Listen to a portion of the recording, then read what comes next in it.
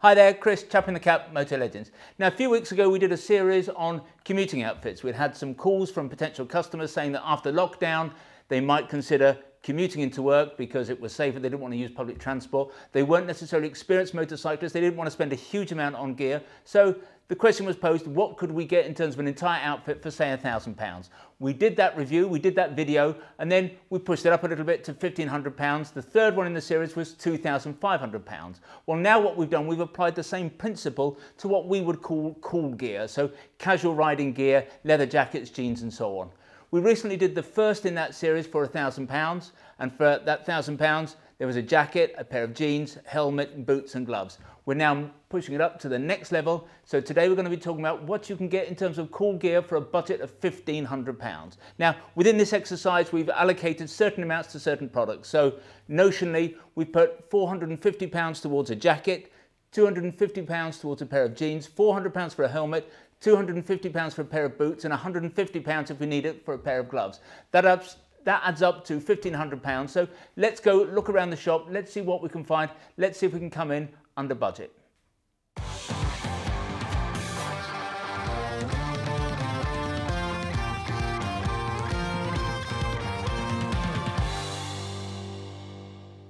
So we're going to kick off this £1,500 outfit with a jacket from the French brand Halvarssons. Now, we absolutely love Halvarssons. They make the most exquisite and exclusive café racer style leather jackets. They've been doing it right back since the 1970s, and I think back then they were a competitor, as it were. They were a peer to our very own Lewis Leathers. Now, for the last 3 or 4 years, we've been bringing the brand in exclusively, but recently we did a deal with a distributor that means that you'll start to see Halvarssons jackets in shops up and down the country. And if you are after a café racer jacket, you should certainly look out for Halvarssons because they are really something special. Now, because of our relationship with them, we have always done a number of exclusives, and that's going to continue. And indeed, the jacket that we're going to talk about today is an exclusive for Motolegends, but I'll come on to that in a second. Now, ever since we started working with them, the best-selling jacket in the range by a long way has been a jacket called the Ace Vintage. It was a dark brown jacket, had stripes like this, had a lovely patinated leather and a great technical spec that included a waterproof membrane, a removable thermal liner, and armour throughout, including in the back. Indeed, that is the jacket in question. Now, we were selling that for 3 or 4 years. We loved it to death, but we asked Halvarssons, could we put our own spin on it? Could we do a version that would be exclusive to Motolegends? And in fact, that's exactly what happened. It's this jacket, and it's a jacket that they call and we call the Halvarssons Ace Legend. Now, number of differences to the Ace Vintage. It's actually a nicer, softer leather, the highest grade leather. It's called MC leather. It's softer, it's got a lovely hand feel to it. We took the badges off because we kind of thought that the Ace Vintage was in certain areas a little bit over-branded. So there's a Halvarssons logo here, a tone-on-tone Halvarssons logo, but we removed the badges. We went for a fixed outlast liner rather than the removable thermal liner that the Ace Vintage had, because one of the issues with the Ace Vintage was when you put the thermal liner in, which was quite thick, it was one size in the winter and one size in the summer, and sometimes it would be too big in the summer and too tight in the winter. When you have a fixed liner, the jacket is just one size, and we thought that was a better solution. Of course, Outlast is a premium form of insulation. You don't tend to find it a lot in leather jackets. I think there is one from Halvarssons that has an Outlast liner, but you tend to find it with brands like Rucker and Halvarssons. It is really clever stuff. It was developed for the NASA space program, and basically it helps keep you warm when it's cold and cools you down a bit when it's hot. So it's a fantastic lining, and we were thrilled that Halvarssons were able to put that in this jacket. We didn't want a membrane in this jacket. Now, a lot of Halvarssons jackets have a membrane, including, as I've mentioned, the Ace Vintage. That's not because they expect it to be waterproof. What you have to bear in mind is that a waterproof membrane is also a windproof membrane. Now, in France, because the weather is milder than it is here in the UK, they ride leather deeper into the winter. So there's an advantage in having that membrane because it means you can ride a leather jacket further into the cold weather. Over here, we think it's a wee bit different. We tend to, as soon as we get to the cold weather, we go to textiles. In the summer, we want a lightweight jacket. We wear leather because it's light and easy to wear in nice weather. We didn't want a membrane in it. Plus, we wanted this jacket to be vented, and there's no point in having a well-vented jacket if you're going to have a membrane in there. So in terms of the venting, and this doesn't exist on the Ace Vintage, we've got a secondary placket here. So you can ride with this jacket open, and this placket here is perforated. So on a really hot day, you ride with the main zip open and air comes in there. Also, these pockets, they're not actually pockets, they're vents.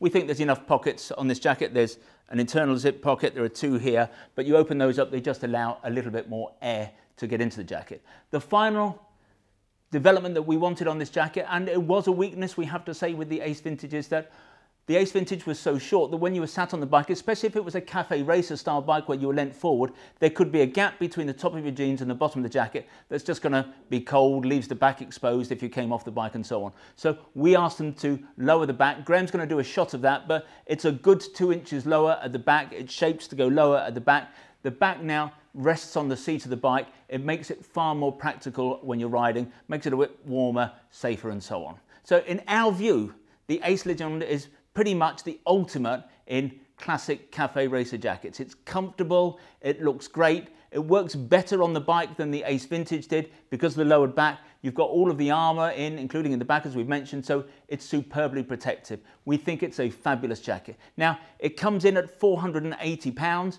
We had allocated £500, so we are £20 under budget, which is a good start. So rock and roll, let's move on. Let's look at some jeans. So that's the jacket out of the way. Let's now look at jeans. Now, with an increase in the budget from £1,000 to £1,500, we can up the ante a wee bit. On the £1,000 budget, we had a pair of Spidi J Trackers. That's a fabulous jean. We love those jeans, but they are not at the highest level of protection. So increasing the money takes us to the next level. Doesn't quite afford us. Maybe we could have done it if we'd moved things around, if we'd compromised elsewhere. Doesn't quite take us into Roker-Tech territory. They would have taken, we feel, too large a chunk out of this particular budget. The jean we've chosen is from Italian brand PMJ. Now, PMJ is not particularly well known over here. They came to see us about 18 months ago and they had a range of lined jeans, Kevlar style jeans, but they did not have a single layer jean in their armoury. They knew that we were quite big into single layers, so they came to see us and said, what would we want to see? Now, what we asked for was a jean that would at least meet the AA level under EN 17092, or to have a slide time of at least 4 seconds, which would put them on a par with leather. We felt that there was a particular niche in the market. In fact, that niche being somewhere in the middle between the J Trackers and the Roker-Techs. The Roker-Techs are £350, the J Trackers are £150. We wanted something in the middle. So we said if they could deliver that spec, leather levels of abrasion resistance, and do that for £200, we thought that they would have a great future with that jean. Now, in fact, they came through admirably because what they delivered was a jean with a 4.1 second slide time, so they made that, but it's actually a AAA rated jean, which is pretty amazing. They didn't quite hit the budget. We asked them to come in at £200. They actually came in at £230. Not a big deal, but within that, they came up with a leather belt. So I don't know how much you would, what kind of value you would ascribe to a leather belt, but £200 plus a leather belt at £30 seems about right. The jean is amazing. It's incredibly lightweight, incredibly comfortable to wear. It's got some stretch in it. In terms of the wash, we asked for what we'd call a medium wash. We didn't want a really washed out, aggressive vintage look. We didn't want a raw jean. This is a kind of colorway that we think anyone of any age can wear. It's a universal look. The jeans fit a little bit on the slim side, it has to be said, and I think if we do another version of this down the road, we may go for a second version that's got a slightly wider leg. What this means is that you can only wear it really with a short boot. A short boot will go up inside the leg of the jean. You will not get a pair of Daytona-style touring boots on the inside of this. I suppose you could wear a boot on the outside. Something like a touring boot is going to look a wee bit weird, but if you were going for an engineer boot look, then yes, you could put that over the jean if that was the look you were going for. Now, in terms of protection, in terms of armour, because we've discussed the abrasion resistance and so on, it comes with super soft armour. It's not D3O, but it's not far off. So often with jeans these days, we're talking to people about whether it's worth upgrading to the latest Ghost armour from D3O, which is lovely. In truth, with this jean, this is so soft and easy, I don't think it's worth it. It would be another 50 or so quid, and I cannot see that's really being a worthwhile expenditure. Obviously the armour comes in the hips and the knees. In the knees there's some Velcro, so it is adjustable. Now we had budgeted for a pair of jeans with this exercise, we had budgeted £250, we've come in at £230, so once again we're doing well here. We've come in £20 under budget, we're on a bit of a roll. Let's go on, let's talk about helmets. So cool outfit, the likes of which we're putting together here, is clearly going to require a cool retro styled helmet of some sort. Ideally, in our book, that would be a full face helmet. Now, over the years, we've offered a number of retro helmets here at Motolegends, but the truth is that we've always had reservations. And here in the shop, we have been at pains to point out to customers who wanted one of those retro helmets, we've been at pains to point out the limitations, because none of them were, in our view, the real deal. Few of them, because not many had a lot of shell sizes, few of them fitted well, none of them had, or almost none of them had, adjustable pads in the cheeks and the head, so we couldn't really adjust the fit to make them better. Most of them were horribly noisy, because very few had a chin curtain, and most had a gap in the visor, so there was no seal there, so air came in there, again creating noise. That poor seal between the visor and the helmet often meant that rain came in. Venting was also not a strong point of most of those helmets. They either had lots of venting because the air was coming in again between the visor and the shell, or under the chin, so they were either heavily vented or not vented at all. None of them had a refinement like a pin lock to enable you to keep it fog free, and if I was being absolutely honest, some of them were just horribly overpriced. Now, over a period, I suppose, of about 4 or 5 years, we asked all of the major manufacturers to produce a retro-styled helmet. It was Arai who came to the market first with the Arai Neo Rapide, followed by Shui, who brought us this helmet, the Glampster. Now, for this outfit, we're going with the Glampster. This is the helmet that we very specifically spoke to Shui about. We gave them a brief on the helmet we wanted, and the helmet they come up with is absolutely bang on. It is light, it is comfortable, it's got all of the things that you expect from a Shui in terms of 3 sizes of cheek pad, 3 sizes of headliner, so we can change those in and out to get the fit just about perfect. It's well vented. You've got a vent on the brow, you've got a vent on the chin. That one actually isn't adjustable, but is a helmet that I've got to say is pretty well vented. Yet it's still very quiet because, again, it's a Shui, it's well sealed. There's a chin curtain that you can put in place. It comes with a pin lock 120, so if you're riding in the cold or inclement conditions, then this is a helmet that's going to stay fog free. And of course, I think in some ways most importantly, when you buy the Glampster, the same with the Arai, but when you buy the Glampster, you're buying into a higher level of safety. You're buying into a Shui standard of helmet. Of course, people like Shui go racing. This helmet is made with the same materials, with the same attention to detail that Shui put into their race helmet. So you are buying a level of protection that you might say is somewhat above the minimum ECE 2205 standard. So this is a fantastic helmet. We think it's the perfect retro helmet. It's going to look great on a classic bike, on a cruiser, any kind of sit-up bike. We're not, I've got to say, if there's a weakness with the helmet at present, but this is only its first year. We're not mad about the graphics that they put this helmet in, and the range of colours in terms of the flat colours is still rather limited. And I get the impression that Shui are feeling their way with this lid, and next year or maybe the year after we'll have a much broader range. But as a helmet, it is spot on. It does everything we would have wanted a retro helmet to do. It is streets ahead from all of those super cool hipster style lids that we've been selling for a number of years. It's priced at £399, so it comes in dead on budget. We had set a budget of £400.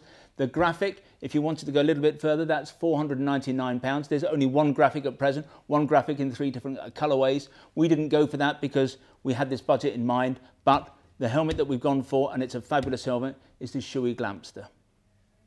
So we've ended up with the gorgeous dark brown leather Halvarssons Ace Lejeune jacket, complemented by a pair of PMJ narrow-legged single-layer jeans. What we now need is a boot, and in our view that's got to be a short boot. You could wear a pair of engineer-style boots, as I've mentioned, over the top of the jeans, but I think it's going to be better, it's going to be more comfortable, it's going to be easier to walk around in if you had a short boot that's going to fit up inside of the leg. Clearly we want something that's going to look good with the rest of the outfit. We want something that's going to look the business, and we cannot come across a boot, or we have not come across a boot. We can't think of anything that's going to be more appropriate than this boot, which is called the Steve, again from Halvarssons, the maker of the leather jacket. And I need to stress right now that this is not to do with the fact that The colour of this leather is almost exactly the same as the jacket. That would be facile. We're just not those kind of folk. The fact that it is exactly the same is just a happy coincidence. Anyway, it's quite an interesting boot, new for 2020. A lot of Halvarssons boots have a zip up the inside to make it easier to get in and out of. These boots don't. Instead, they have an elasticated panel up the back of the boot. So it's like a Chelsea boot. On a Chelsea boot, you'd get the elasticated panel up the side. And what that elastication does, it makes the boots easier to get in and out of. Now, I don't think, until you've worn them for a long while, I don't think you'll be able to get in and out of these boots without undoing the laces at all. But certainly, this elasticated panel is going to make them easier to pull on and easier to pull off.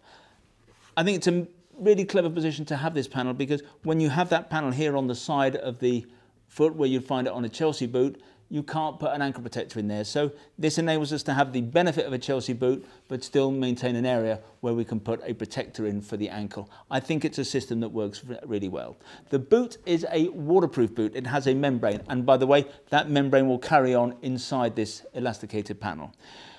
In terms of protection, you've got a counter, as we call it, in the toe, in the heel and in the ankle, so very protective. You've also got this extra layer of leather over the toe. The counter on this boot, by the way, is incredibly strong. That's as strong as any cap on any motorcycle boot that I've come across. You've got a rugged, non-slip, oil-resistant sole. There's not a shank in the sole of this boot, but it is commendably rigid. That's as strong as any boot, again, that I've come across. So this is a boot that is amazingly smart. It's the kind of boot that you could easily wear into the office and raise no eyebrows, but there are no compromises on the bike. It is as well made and as tough as any motorcycle boot of this ilk.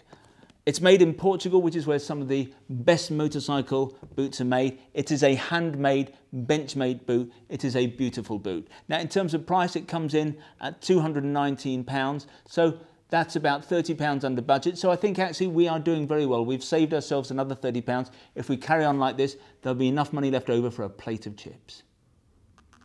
With the savings we've made on the jacket, on the jeans and on the boots, there's enough money left in the budget to buy almost whatever glove we want. But this exercise is not about how much we can spend. It's about finding items that match or complement the outfit. One of the issues in the glove market is that the better quality gloves, the more technical gloves, in some ways the nicer gloves, tend to be black gloves. We wanted, obviously, for this outfit, a brown glove. Now, you could have had a black glove. I think the black and brown goes well, and we are big advocates of not matching too carefully because nobody wants to look like the guy in the Freeman's catalogue. But still, we felt that a brown glove in this context is a bit more casual, that it would work better with this jacket.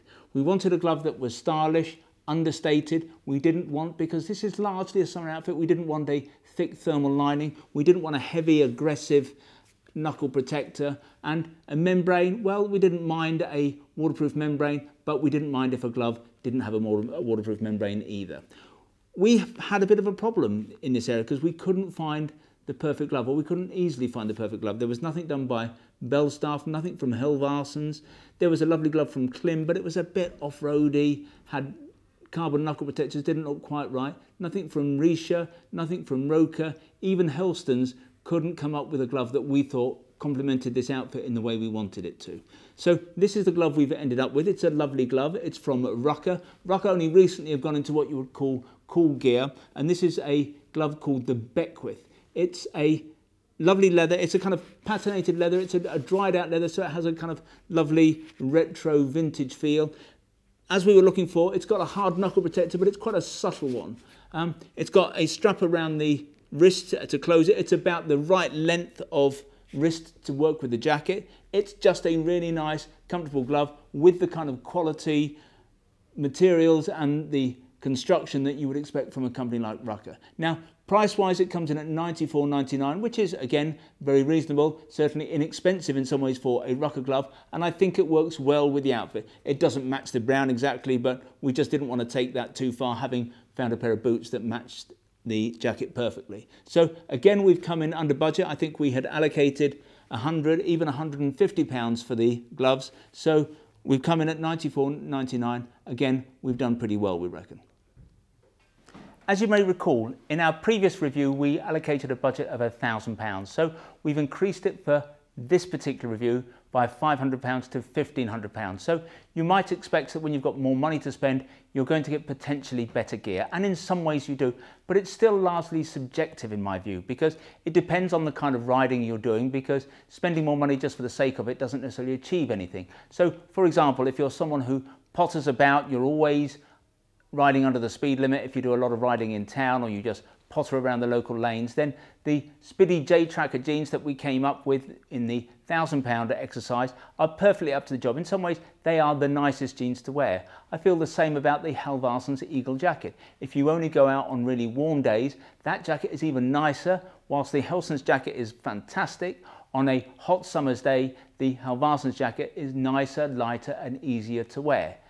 In terms of this exercise, where we ended up with, we spent £480 on the jacket, we spent £230 on the jeans, £400 on the helmet, £220 on the boots, and the gloves came in at £95. That's a grand total of £1,425, which means that we came in £75 under budget. Now, that leaves you an extra £75 to spend. You could go out and get one of those lovely Falesworth Stetson style caps, or you might just be able to stretch to one of those lovely little wallets on a chain that you put in the back pocket.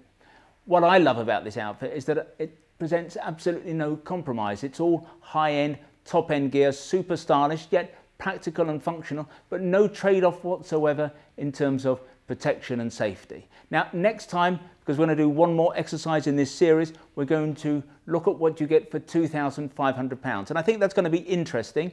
I think it's going to allow us to access some cooler, perhaps more prestigious brands, but will it enable us to find better gear? Well, perhaps, but that really depends on you, because the more expensive gear is not necessarily better gear.